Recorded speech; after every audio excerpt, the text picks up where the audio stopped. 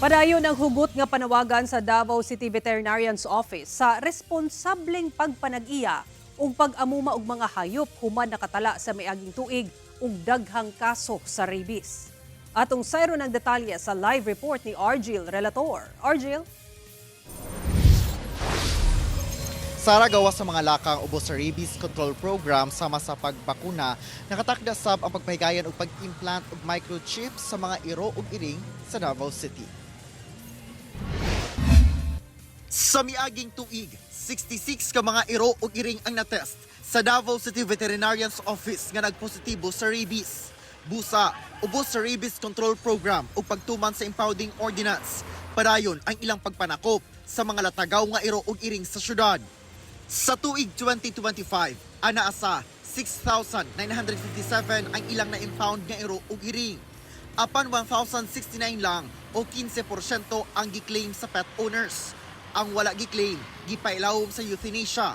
Busa, nanawagan ang City Vet nga mahimong responsible pet owners aron parehong luwas ang tao ug hayop. Ang pipila ka mga hayop nga na-impound, ginapailawom sa rehabilitation o ginapa-adapt. Ang atong ginapa-adapt is from the impounded atong i-rehab. Kato ganing pwede pa nato ma-rehab. So nag-rehab ta for adoption and there are people na gusto yun. Hinuon sa taon sa City Vet ang buot mag-adapt kung doon na ba kini kapasidad sa pag-atiman. Gina-monitor sab ang kahimtang sa hayop nga ana sa kamot sa nag-adapt. Actually nagati available karon natin mga iring na cute kasi gusto niyo mo adapt. So you can always visit our City Vet or ato ang rehab facility in Barangay Cogan, Malagos. So you can pwede mo dito mag-choose.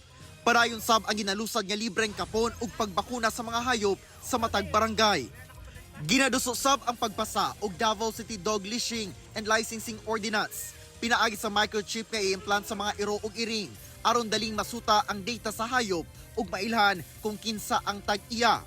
Doon na budget arong sugdan karong tuiga ang pag-microchip sa 300 ka mga iro ug iring. Sa pod, namatay detector. So kung wala imong far baby, namatay detector, microchip detector, pag ana nimo, so makita na dito, ma-confirm kung sa gitagiya. Ubos sa ginadusong ordinansa ang pagpahamtang og silot sa mga irresponsable ug walay pagpakabana nga pet owners. Kauban si Melchor Awing sa kamera.